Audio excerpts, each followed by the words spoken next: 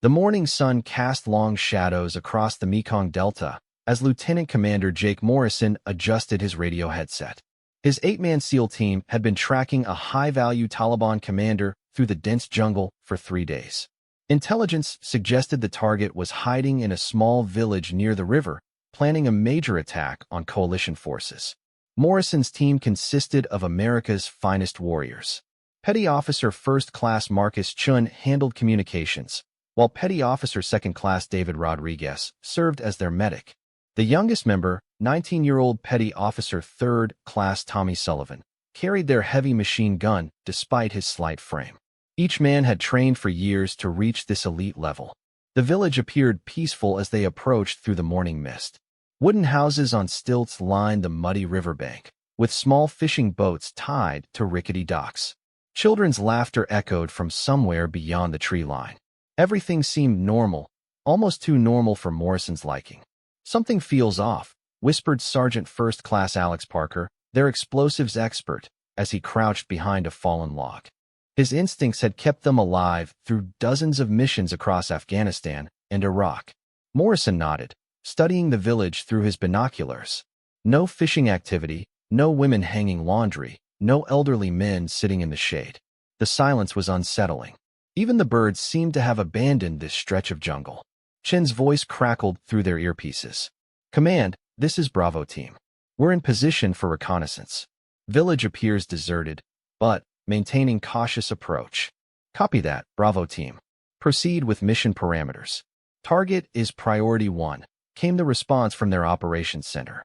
The team moved forward in practiced formation, each man covering specific angles as they advanced toward the village perimeter. Rodriguez kept his medical kit ready while scanning for potential sniper positions. Sullivan's machine gun swept back and forth, his young eyes sharp despite 3 days of little sleep. As they reached the first building, Morrison held up his fist, signaling the team to freeze. Through a crack in the wooden wall, he glimpsed movement inside. Not the fluid motion of civilians going about daily tasks, but the deliberate positioning of armed men preparing for combat. "We've got company," Morrison whispered into his microphone. "Multiple armed individuals, possibly 15 to 20 hostiles. They know we're here." The realization hit like a cold wave. This wasn't a simple capture mission anymore. They had walked into a carefully planned trap. The Taliban commander hadn't been hiding in this village. He had been using it as bait to lure American forces into an ambush. Parker spotted muzzle flashes from 3 different buildings simultaneously. "Contact! Contact!" he shouted, diving behind a water trough as bullets whizzed overhead. The jungle erupted in gunfire. Automatic weapons chattered from concealed positions while rocket-propelled grenades screamed through the air, exploding against trees and sending deadly splinters flying in every direction. The SEALs found themselves caught in a killing zone with limited cover. Chun pressed himself against a concrete wall, frantically trying to establish communication with their support units. "Command, this is Bravo Team. We are taking heavy fire. Request immediate air support and extraction." Static filled his earpiece. The enemy had somehow jammed their communications, cutting them off from the outside world. They were alone, outnumbered, and surrounded by an enemy who had prepared extensively for this moment. Sullivan's machine gun roared to life, sending bursts toward the nearest building where muzzle flashes had appeared. His training kicked in despite the chaos around him. Years of preparation had led to this moment, though nothing could have fully prepared him for the intensity of real combat. "We need to move," Morrison shouted over the gunfire. "They've got us pinned down here."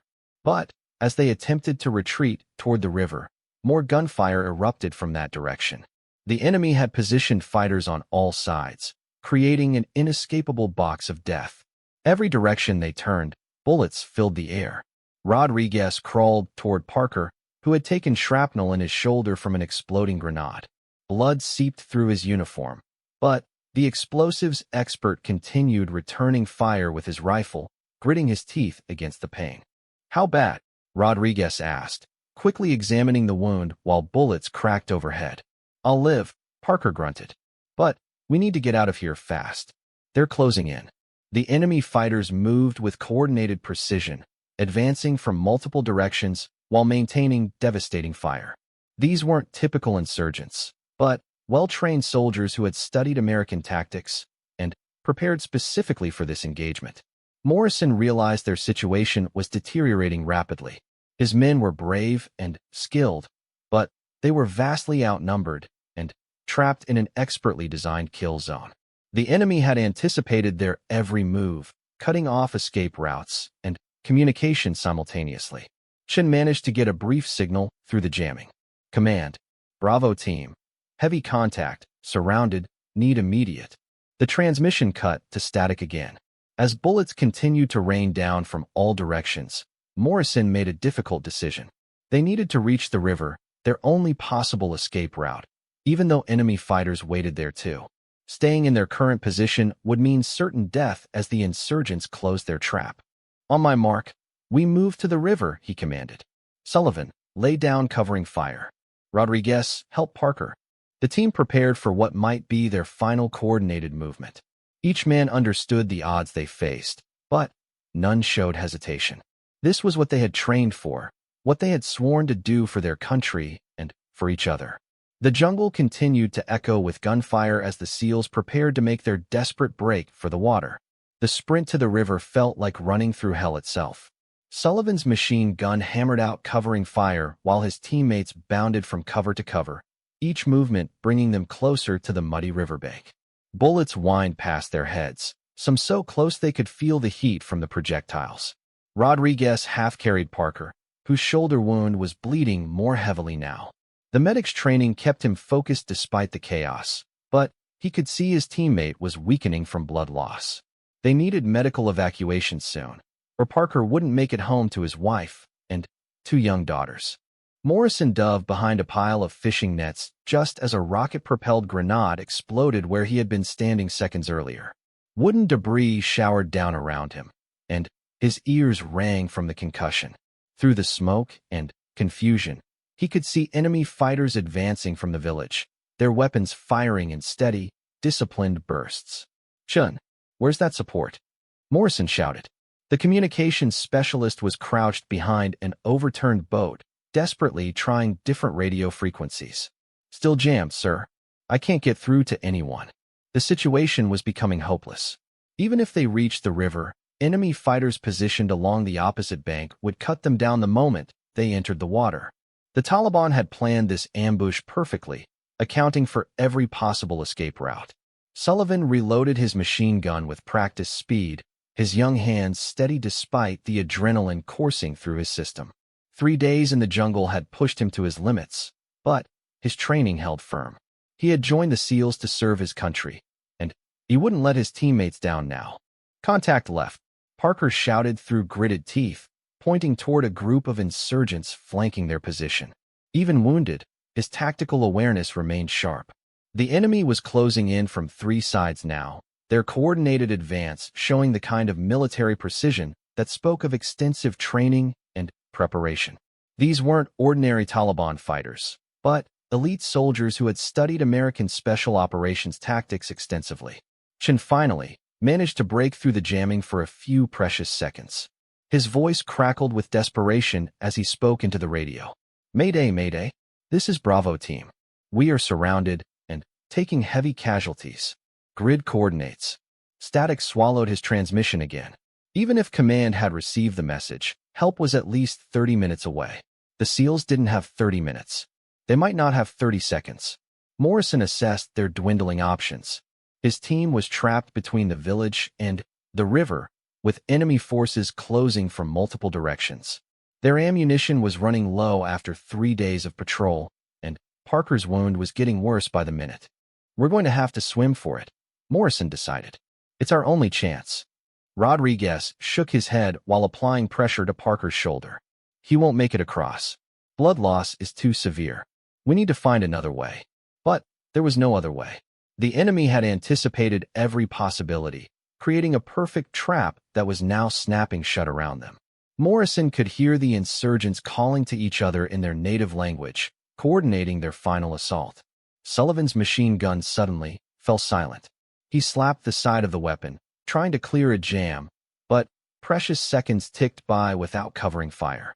Immediately, Enemy fighters began advancing more aggressively, sensing the momentary weakness.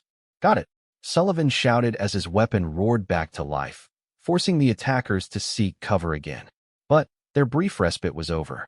Morrison could see muzzle flashes from at least 6 different positions now, creating crossfire that made any movement deadly. They were pinned down completely, unable to advance or retreat. Parker struggled to sit up straighter, his rifle wavering in his hands. "Leave me here," he said quietly. "Take the others and go." "Negative," Morrison replied immediately. "We all go home together, or nobody goes home." It was the SEAL creed, the promise they had made to each other and to the families waiting for their return. No matter the odds, no matter the cost, they would not abandon a teammate. Chun tried the radio again, his voice barely audible over the gunfire. "Command, this is Bravo Team. If anyone receives this, we are." The transmission dissolved into electronic squealing as enemy jamming intensified. The young communications specialist looked at Morrison with grim understanding. They both knew what this meant. Without communications, without support, and surrounded by superior numbers, their mission had become purely about survival. Enemy fighters were now visible through the tree line, moving in coordinated bounds toward their position. Morrison counted at least 20 armed men, all carrying modern assault rifles and military equipment. This level of organization suggested significant funding and training, possibly from foreign military advisors. 30 seconds to contact, Morrison announced, checking his own ammunition. 2 magazines left, maybe 60 rounds total. Not enough for a prolonged firefight against 20 enemies. Rodriguez finished bandaging Parker's wound as best he could with limited supplies. "That's all I can do for now. He needs surgery within the hour, or..." He didn't finish the sentence. Everyone understood the implications. Sullivan redistributed his remaining machine gun ammunition, counting each belt carefully. His weapon was their primary source of firepower, but even it couldn't hold off 20 attackers indefinitely. The jungle had grown ominously quiet except for the sound of approaching footsteps. The enemy was preparing for their final assault, probably waiting for a signal to attack from all directions simultaneously. Morrison keyed his radio one final time, hoping against hope that someone might hear their desperate call. "Command, this is Lieutenant Commander Morrison, Bravo Team. We are surrounded and heavily outnumbered. If anyone receives this transmission..." His voice was steady despite their dire circumstances. "We're finished." The words hung in the humid air like a death sentence. Around them, the sounds of approaching enemy fighters grew louder, closer. The trap was about to spring shut for the final time. The crack of a rifle shot split the morning air, but it didn't come from the approaching enemy fighters. Instead, it rang out from somewhere along the riverbank, followed immediately by a scream from one of the insurgents who had been advancing through the trees. Morrison raised his head cautiously, trying to locate the source of the unexpected gunfire. Through his scope, he could see an enemy fighter sprawled motionless among the fallen leaves, a clean shot through his chest from an unknown sniper. "What the hell?" Chin whispered, scanning the river with his binoculars. A second shot echoed across the water, and another insurgent dropped. This time Morrison caught a muzzle flash from what appeared to be an empty fishing boat drifting near the far shore. But that was impossible. The boat had been abandoned when they first scouted the area. The enemy fighters were now caught completely off guard. They had planned for resistance from the trapped SEALs, but not from an unknown sniper positioned behind their lines. Confused shouts erupted as they tried to identify this new threat while maintaining their assault on the Americans. A third shot rang out, incredibly accurate despite the distance. Morrison watched through his scope as the enemy squad leader, identifiable by his radio and command gestures, suddenly pitched forward. The shot had come from at least 400 meters away, an impressive display of marksmanship under combat conditions. "Someone's helping us," Rodriguez said, his voice filled with amazement. "But who?" The mysterious sniper continued firing with mechanical precision, each shot claiming another target. What impressed Morrison most was the shooter's tactical awareness, systematically targeting the insurgents who posed the greatest threat to the trapped SEALs while remaining completely concealed. Enemy fighters began diving for cover, their coordinated assault dissolving into chaos as they found themselves caught between 2 sources of deadly accurate fire. Some turned their weapons toward the river, trying to locate the hidden sniper, while others maintained their focus on the SEALs. Sullivan took advantage of the confusion to relocate his machine gun position, dragging the heavy weapon to better cover behind a concrete drainage pipe. From this angle, he could provide supporting fire while the unknown sniper continued picking off targets from long range. Fourth one down, Chin reported, tracking the engagement through his binoculars. Whoever that is, they're one hell of a shot. Parker managed a weak smile despite his pain. About time somebody showed up to help. The sniper's shots came in steady rhythm, each one carefully aimed and devastatingly effective. Morrison counted at least 6 enemy fighters eliminated in less than 2 minutes, an extraordinary feat of accuracy that suggested professional military training. But the enemy was adapting quickly. Morrison watched as insurgent fighters began using smoke grenades to obscure their movements, while others attempted to flank the sniper's position by moving along the riverbank under cover of the thick vegetation. He's in trouble, Morrison realized. They're trying to surround him. Without hesitation, Morrison made a command decision that would risk his entire team. Sullivan, Rodriguez, lay down covering fire toward the village. Chin, you're with me. We're going to help whoever's helping us. It was a desperate gamble, but their mysterious ally had given them a fighting chance. The least they could do was return the favor. The 2 SEALs bounded toward the river, using the confusion created by the sniper fire to advance through positions that had been impossible to reach just minutes earlier. Enemy fighters were so focused on the threat from the water that they failed to notice the Americans moving through their former kill zone. As they reached the riverbank, Morrison finally got a clear view of their savior's position. What he saw made him question his own eyes. Crouched in the bottom of what appeared to be an abandoned fishing boat was a young person, probably no more than 17 or 18 years old, methodically working the bolt of an old hunting rifle. The teenager's clothes were soaked from lying in the river water that had collected in the boat's hull, but their hands remained steady as they acquired each new target. Dark hair hung in wet strands around a face that showed remarkable composure for someone so young facing professional soldiers. Jesus, Chin breathed. It's just a kid. But this kid was performing like a seasoned sniper, calculating wind, distance, and target movement with the precision of someone far beyond their years. Each shot was placed exactly where it would do the most damage to the enemy's tactical position. Morrison watched as the young sniper suddenly turned the rifle toward a group of insurgents attempting to flank from the north. The shot took out their leader, causing the entire group to retreat back into the jungle for cover. We need to get over there, Morrison decided. They're going to figure out where those shots are coming from soon enough. Chin nodded, already calculating the distance they would need to swim. The river current was strong, but they had trained for water operations in conditions far worse than this. Before they could move, however, the sniper's position was discovered. A rocket-propelled grenade screamed across the water, exploding just meters from the fishing boat and sending up a massive geyser of water and debris. The young shooter didn't panic. Instead, Morrison watched in amazement as they calmly relocated to a different position within the partially submerged vessel, immediately resuming fire at the enemy fighters who thought they had eliminated the threat. That kid's got nerves of steel, Chin observed with professional admiration. Another enemy fighter fell to the teenager's rifle, but Morrison could see that the insurgents were finally organizing an effective response to this unexpected threat. Multiple teams were now moving to surround the sniper's position while others maintained pressure on the SEALs. The mysterious young marksman had given them hope and a fighting chance. But the battle was far from over. If anything, it was about to get much more dangerous for everyone involved. Morrison and Chin plunged into the muddy river water, swimming hard against the current toward the young sniper's position. Behind them, Sullivan's machine gun chattered continuously, providing covering fire while Rodriguez tended to Parker's worsening condition. The water was cold and thick with sediment, making progress slow and exhausting.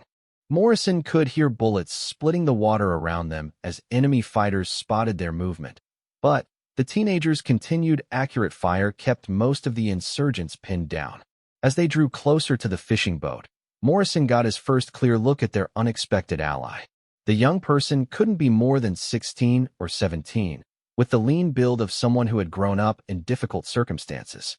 Despite their youth, they handled the bolt-action rifle with the confidence of an experienced hunter. "American soldiers," the teenager called out in accented English as Morrison and Chen reached the boat. "I saw you trapped. My village, they take hostage yesterday. Make me watch as they prepare ambush." Morrison pulled himself up into the partially flooded vessel, water streaming from his combat gear. "What's your name?" "Lon," the teenager replied, immediately returning attention to the rifle scope.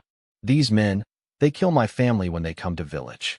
Force everyone help with ambush or die." Chun climbed aboard just as another enemy rocket screamed overhead, exploding harmlessly in the water beyond their position. "How many rounds you got left?" Lon held up a small box of ammunition, perhaps 20 cartridges remaining. "Not many, but each shot I make count." The teenager's next shot proved that point, dropping an insurgent who had been attempting to set up a machine gun position overlooking the river. Morrison was impressed by Lan's tactical awareness and shooting ability, skills that suggested significant hunting experience in these jungles. "My father, he teach me shoot when very young," Lon explained, working the rifle bolt smoothly. "Hunt for family since I was 12. These men, they different kind of hunt." Morrison understood. This wasn't just about helping trapped American soldiers. This was personal revenge against the people who had destroyed Lan's family and village. The teenager was fighting with the desperate courage of someone who had nothing left to lose. Another enemy squad was moving through the trees towards Sullivan's position, trying to flank the machine gun while the SEALs were distracted by the river operation. Lon spotted them first, adjusting for wind and distance before sending a carefully aimed shot that scattered the entire group. "We need to get back to help the others," Morrison decided. "Lon, can you keep providing sniper support from here?" The teenager nodded grimly. "I stay. These men, they not leave here alive. Not after what they do to my people." Chen admired the young person's determination, but he could see practical problems with their position. "You're exposed here. They're going to bring heavier weapons to bear on this boat." As if to prove his point, the distinctive thump of a mortar round being fired echoed across the jungle. Seconds later, an explosion erupted 50 meters from their position, sending water and debris flying in all directions. "Time to go," Morrison ordered. "Lon, find better cover. We'll signal when we need sniper support." But as they prepared to swim back to shore, enemy fighters emerged from the jungle on both sides of the river. The insurgents had finally organized an effective response, cutting off the Americans' retreat while preparing to eliminate their troublesome young sniper. Morrison counted at least 8 fighters moving along the eastern shore, while 6 more advanced from the west. Their automatic weapons would turn the open water into a killing zone the moment the SEALs attempted to cross. "We're trapped again," Chen observed grimly. Lon seemed to understand the tactical situation without explanation. The teenager calmly selected a position with better angles of fire and began systematically engaging the most dangerous targets. Each shot was placed with surgical precision, forcing the enemy fighters to seek cover instead of maintaining their coordinated advance. "You go now," Lon instructed between shots. "I keep them busy. Swimming, you more fast than them shooting." Morrison hesitated. Leaving the brave teenager alone against overwhelming odds felt wrong, but staying would doom his entire team. Sullivan and Rodriguez couldn't hold their position much longer, especially with Parker losing blood and consciousness. The decision was made for him when Sullivan's machine gun suddenly went silent across the water. Either he was out of ammunition or something worse had happened. "Chun, we swim now," Morrison ordered. "Lon, thank you. If we get out of this alive, we won't forget what you did here." The teenager looked back with eyes much older than their years. "You tell world what happened to my village. You tell them Lon fight for family." Morrison nodded solemnly, understanding the weight of that request. Whatever happened in the next few minutes, this brave young person's story deserved to be remembered. They plunged back into the river just as Lan's rifle cracked again, the shot eliminating an enemy fighter who had been drawing a bead on the swimming SEALs. The teenager continued providing covering fire, each shot carefully calculated to disrupt enemy plans while conserving precious ammunition. As Morrison and Chun swam desperately toward shore, they could hear Lan's rifle working steadily behind them. The sound represented hope, courage, and the kind of heroism that transcended nationality or military training. But they could also hear the enemy fighters closing in on the fishing boat, their shouts growing louder and more urgent as they attempted to eliminate the sniper who had disrupted their perfect ambush. Morrison and Chun reached the shore just as Sullivan's machine gun roared back to life. The young SEAL had been clearing a stubborn jam, not wounded as they had feared. His renewed fire swept across the enemy positions, buying precious time for the returning swimmers. Sullivan, Rodriguez, we're moving to the boat, Morrison shouted over the gunfire. Rodriguez had fashioned a makeshift stretcher from fishing nets and wooden poles, preparing to evacuate Parker, whose condition had deteriorated significantly. The explosives expert drifted in and out of consciousness, his face pale from blood loss despite Rodriguez's expert medical care. Behind them, Land's rifle continued its steady rhythm, each shot disrupting enemy attempts to coordinate their final assault. The teenager had somehow managed to reposition within the partially submerged fishing boat, finding angles of fire that kept multiple enemy squads pinned down simultaneously. That kid's incredible, Sullivan panted as he helped Rodriguez lift Parker onto the improvised stretcher. Never seen shooting like that under combat conditions. But even Land's exceptional marksmanship couldn't hold back the enemy indefinitely. Morrison could see insurgent fighters maneuvering through the jungle, using smoke grenades and coordinated movement to close the distance despite the sniper fire. Chun had managed to get their radio working again during the swim back. "Command, this is Bravo Team. We have wounded and need immediate extraction. Requesting air support at grid coordinates." "Copy, Bravo Team," came the crackling response. "Predator drone en route. ETA 12 minutes. Evac helicopter 15 minutes out." 12 minutes felt like 12 hours when facing overwhelming enemy numbers with limited ammunition and a critically wounded teammate. Morrison made rapid calculations as bullets continued to snap overhead. Land's next shot took out an insurgent who had been setting up an anti-aircraft weapon, probably intended to shoot down their rescue helicopter. The teenager's tactical awareness continued to amaze the professional soldiers watching from across the water. "We need to get to that boat," Morrison decided. "It's our only defensible position until help arrives." But crossing the open water again would expose them to concentrated fire from enemy fighters who were now alert to their movements. Morrison counted at least 15 insurgents still active, despite Land's devastating accurate shooting. Sullivan volunteered immediately. "I'll swim across with a rope line. Set up a zip system to get Parker across safely." It was incredibly dangerous, but their only viable option. Rodriguez had done everything possible for Parker's wound, but the man needed surgery soon or blood loss would kill him regardless of the tactical situation. As Sullivan prepared for his swim, Land's rifle suddenly increased its rate of fire. The teenager had spotted enemy fighters attempting to flank the SEALs from the north and was systematically eliminating them one by one. "Go now," Chun urged. While they're distracted, Sullivan dove into the river, carrying a waterproof rope bag and swimming with powerful strokes toward Land's position. Enemy bullets churned the water around him, but the young snipers covering fire kept most shooters ducking for cover. Morrison watched through his scope as Sullivan reached the fishing boat. The SEAL and the teenager worked together quickly, setting up a rope system that would allow them to evacuate Parker without exposing him to direct enemy fire. "Rope secure," Sullivan called back across the water. Rodriguez carefully attached Parker to the improvised zipline system, ensuring the wounded SEAL would remain stable during the crossing. Parker was barely conscious now, but his vital signs were holding steady. As they prepared to send Parker across, the distinctive whine of an incoming drone filled the air above them. The Predator had arrived early, its cameras already identifying enemy positions for potential missile strikes. "Bravo Team, this is Overwatch," came a new voice on their radio. "We have visual on your position. Designate targets for elimination." Chun quickly identified the most dangerous enemy positions, guiding the drone's weapon systems toward concentrations of insurgent fighters. The first Hellfire missile struck a machine gun nest that had been preparing to fire on their evacuation route.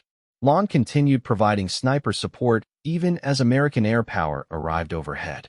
The teenager seemed determined to personally account for every enemy fighter who had participated in the ambush that destroyed their village and family. A second missile eliminated another enemy position, but Morrison could see insurgents attempting to retreat into deeper jungle where the drone couldn't effectively target them. Some were heading directly toward Land's position, probably planning a final desperate assault on the fishing boat. "Sullivan, get Lon out of there," Morrison ordered. "They're coming your way." But the teenager refused to abandon the position, continuing to fire at retreating enemy fighters with grim determination. Lon had made a promise to avenge family and village, and intended to keep that promise regardless of personal cost. The rescue helicopter appeared as a distant speck against the morning sky, its rotors beating steadily toward their position. Morrison estimated 3 more minutes until landing, but enemy fighters were closing on Sullivan and Lon much faster than that. Parker made the river crossing safely, the zipline system working perfectly despite enemy fire. Rodriguez immediately resumed medical treatment, while Chun provided covering fire for their position. But across the water, Sullivan and Lon were surrounded by the final group of enemy fighters who had survived both sniper fire and drone strikes. Morrison could hear the distinctive crack of Land's rifle mixing with Sullivan's assault weapon as they fought back-to-back against overwhelming odds. The helicopter was almost overhead now, its door gunner already engaging enemy positions with devastating machine gun fire. The pilot's voice crackled through their radios, professional and reassuring despite the chaos below. "Bravo team, this is Rescue 1. Prepare for immediate extraction. We'll cover your movement to the landing zone." Morrison looked across the river one final time as the rescue helicopter settled into position. Through the smoke and confusion, he could see 2 figures running toward the water, one young and slight, the other tall and powerful in full combat gear. Sullivan and Lon had survived the final assault, and they were coming home together.